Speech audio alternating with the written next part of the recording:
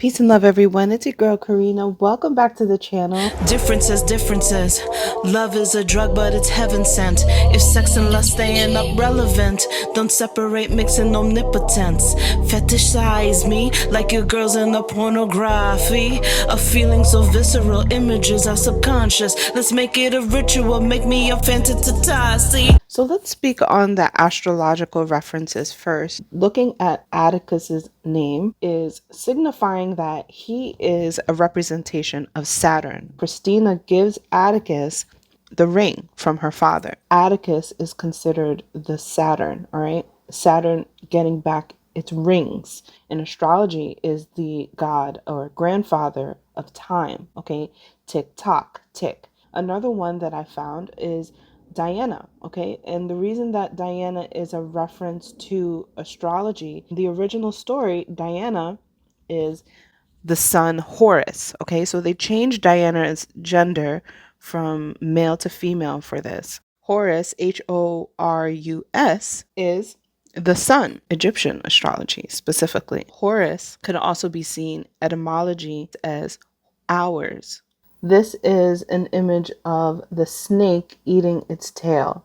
Here's another image of that. Here's another one. This is an ancient symbol of the serpent. This is also connected to astrology. Brings me to the whole name of the final episode, which is called Full Circle. We're looking at everything full circle, right? And from an astrological point of view, the full circle could be this birth chart. But I'm just going to tell you the cheat code that the birth chart is formed by the paths of the sun. In ancient Egypt, the sun is Horus.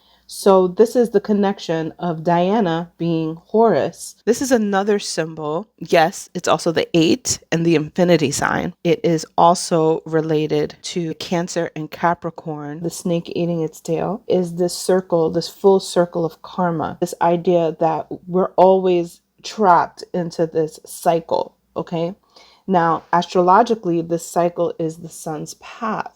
The idea of full circle, a full circle birth chart is the sun's path. The sun is in the daytime and it rises above on the top of the arc, right? And that is its brightest, lightest, goldenest time, okay?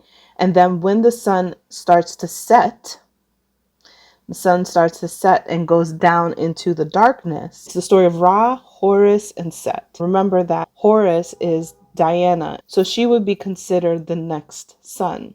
There's one story of the serpent god Apophis. This idea of Apophis is that Apophis is the original sun and was forsaken. So the Apophis lives in the darkness and waits for the sun to go down into the underworld. The sun becomes Set, and Set goes to war with Apophis.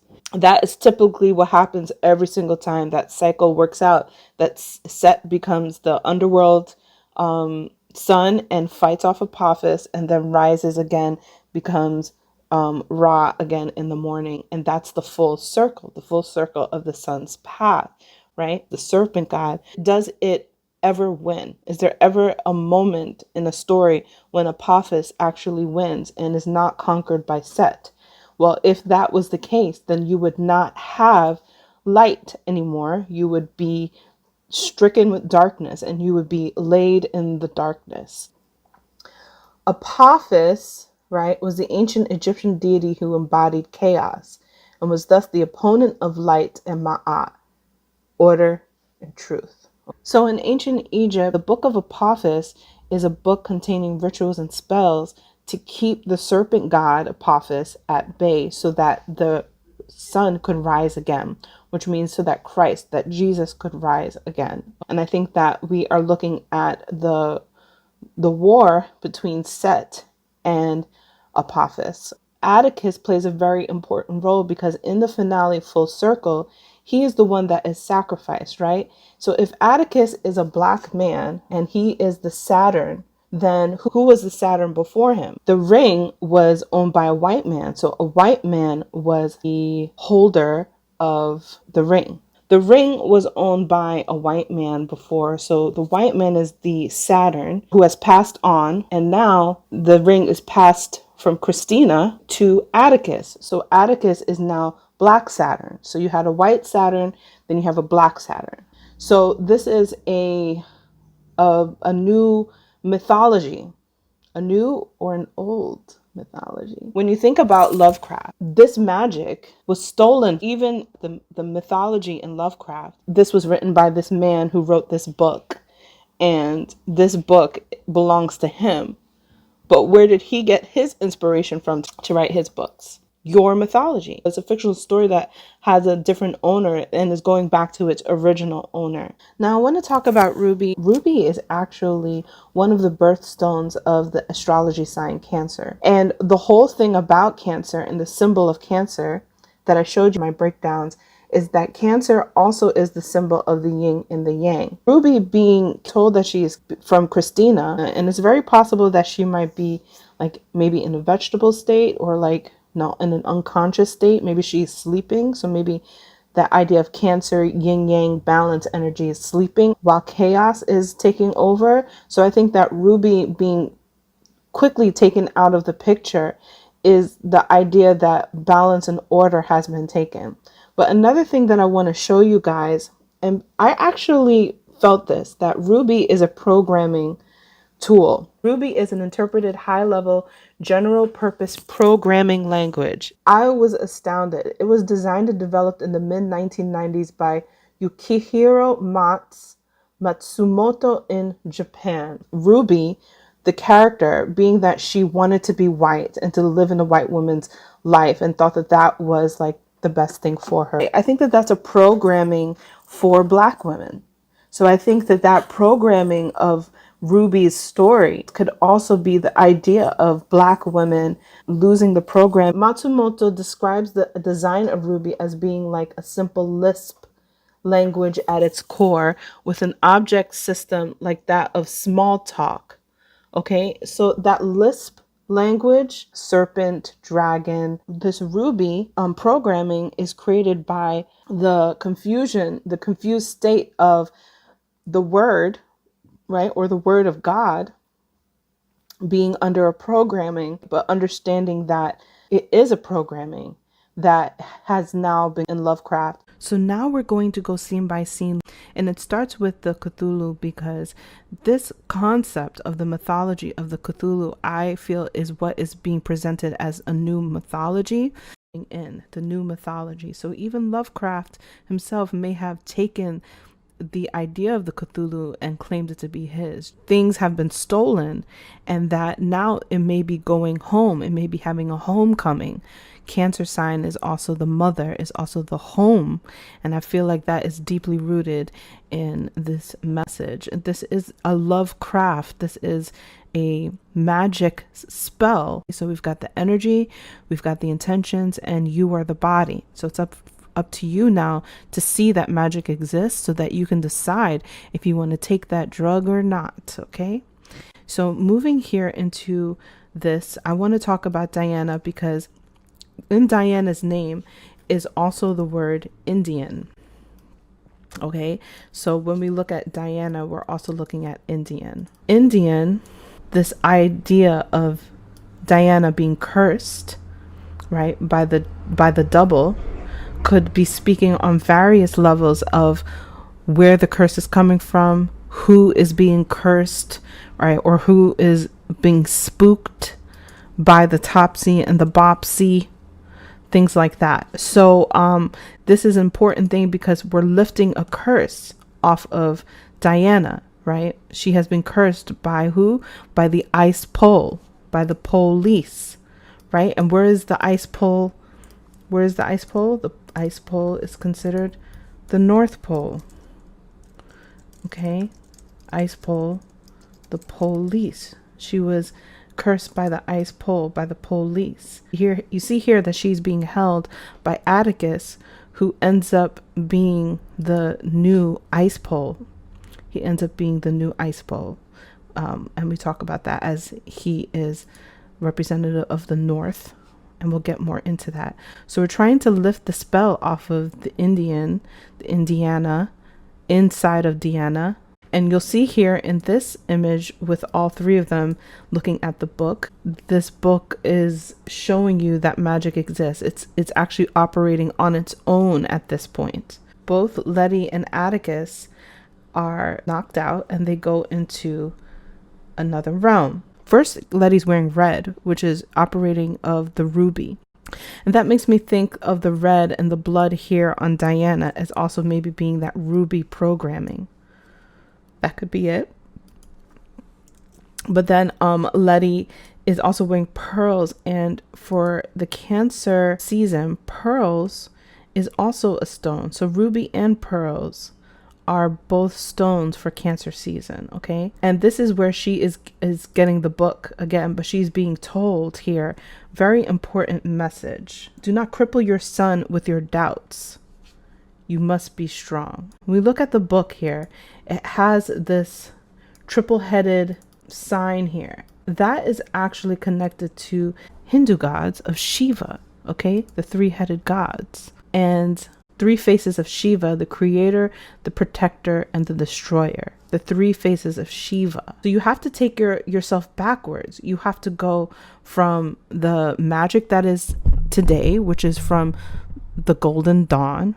Then you can go back into Greek magic, Hindu magic, Asian magic, to the Egyptian magic. Magic has been lost. It has been demonized. It has been horrified so that you stay away from it. And so now we're getting a chance to embrace it in a different way, embrace it as it was once ours.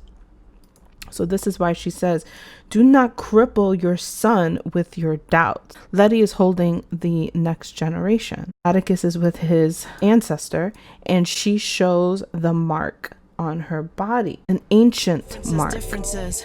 Love is a drug, but it's heaven sent. If sex and lust staying up relevant, don't separate mixing omnipotence. Fetishize me like your girls in the pornography. A feeling so visceral, images are subconscious. Let's make it a ritual, make me a fantasy. Your Lilith and Eve, sweet and nasty. Worship she like a queen, but this goddess wants you to bend the knee. Meet me between the mono and poly beliefs, man, that's how you win. Manifest your trophy and it's Vin. This body made to please like the gin, and I'll be on top of your needs, cause I've been. Don't hate the player, change the game. Don't hate the player, change the game. Okay, moving on, his ancestor shows him the fire. She says the fire was what was my rage manifest. And when Atticus speaks with his mother, she says, this is a beginning, not the end. Okay, here we have them around the bed. And you'll see here that you have the three-headed god, Shiva, right? Which we said is the creator, the protector, and the destroyer. Manifest here with the three women around the bed. And then Atticus is north. Atticus is at the top.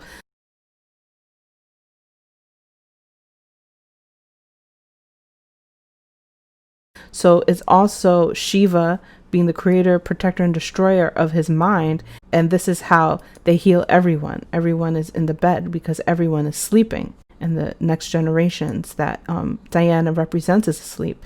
But maybe also Diana being Indian, being another version of Indian, meaning that Indian is asleep. This is like the mythology of Apophis and the serpent going at war in the darkness, right? In the circle. This right here is the image of the four horsemen. So when we think about the hours of time, we're looking at the past, the present, and the future. And the ancestors, the women, are now in the positions of Cancer and Capricorn on the astrology chart. So the women are now in the ruling positions, right? He has to eat the flesh because he has to tie himself and Titus to Christina, because he's connected to Titus, but he has to tie himself to Christina as well. And this is also an image of the snake eating its tail. So he's eating himself. This is that dragon magic, okay? But we also see the ruby programming here. Jiha is in red, okay? So she is representative of the ruby programming. And before Atticus comes, a white man comes up to her and he is trying to figure out what what she is, right? Is she like, where's she from? I think he asks her, right? So he's trying to hit on her. That's such an important thing, because what we need to understand, especially her being a succubus, is that that energy, her ruby programming was succubus programming. Okay, so she is a representative of Asian women being a fetish to American men. Okay, and that's why that white man comes up to her, because she's a part of that, is her ruby programming. Okay, now the same thing occurs for Atticus. Okay, and that's the underlying thing here, because he had sex with her. Okay, so her succubus energy overtook him too, because the fetish is also with the black men. Why is the fetish with the black men? Let me show you. The Five Bloods shows you this was the Vietnam War. Remember that the programming, the ruby programming, couples all Asian people together. The actor who plays Atticus is in the Five Bloods, and he too is a son. This energy is the succubi energy, okay? And that is also a demonic energy, not to be fearful of, but to understand how it was used against you.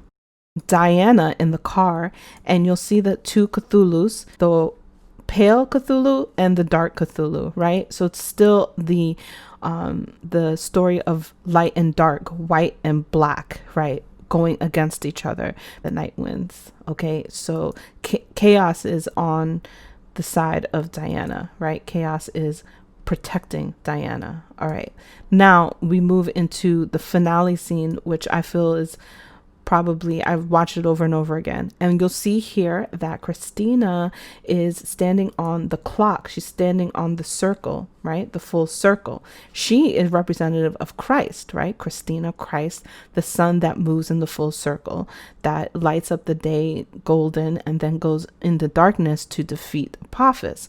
And that's exactly what she's trying to do here. She's trying to defeat Apophis, okay? Apophis has binded himself to her. He is now himself, and he is her, and he is the past. He's Titus.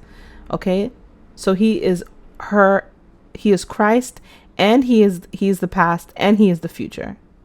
That's why he ate the flesh. Here we see that Letty fell, and it looked like she died, but she got the mark on her, right? The antique mark. It also looks like a ram or a bull mark. It could be either one. It could be both.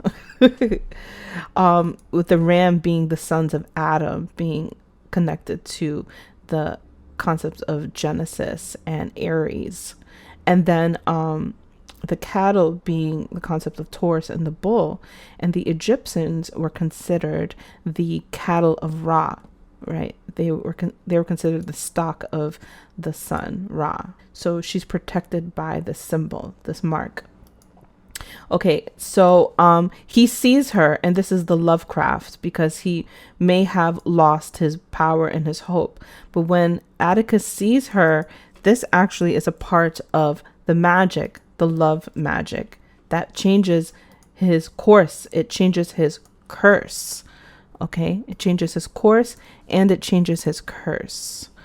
Letty is stabbing Christina. This also is tied to the mythology, because there's one story in which they are fighting against the Apophis, and Bass, the cat god, slits through. Jiha remembers that she is one with the darkness, and I feel like this energy is also connected to meditation. And this is why when she combines her magic with Letty's, which is chaos magic, you're getting two combinations, because Letty brings the darkness out of the book, right? So she brings the chaos out of the book to help save Atticus. But it's not working. It's not strong enough. It's just, or maybe it's too strong. And then Jiha comes in with her energy to help stabilize it. Remember, Atticus says at the table with Jiha that she is family. He has bound them as well. So when they work together, the magic works well together. It's complementary to each other, okay? Letty being a light-skinned brown black woman is a very important choice, because Christina is the one who's actually giving Letty the money and the funds for her house, okay? And Ruby doesn't see any of it. And I feel like this is also a magic programming or spell, but definitely programming of Christina, who represents Christ and the order of her fathers and her family, allowing Letty to gain some of the gold and the goods as well. Okay. So Letty gets the goods and gets to be uplifted in life, but Ruby saw none of it. When Letty and Ruby come back together, it's the sisters coming back together.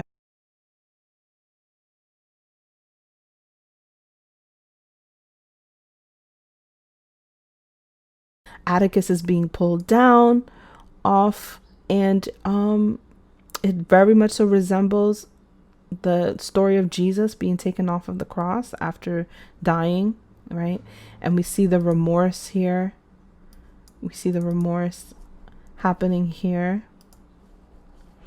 with the family carrying Atticus, right? So it's very similar to that. But remember that the story of Jesus is that he rises again. But this is why this story is going to be a little different. It doesn't mean that he's not going to rise again, but I do feel that it means that we are going to see the true son of the darkness, which is Diana.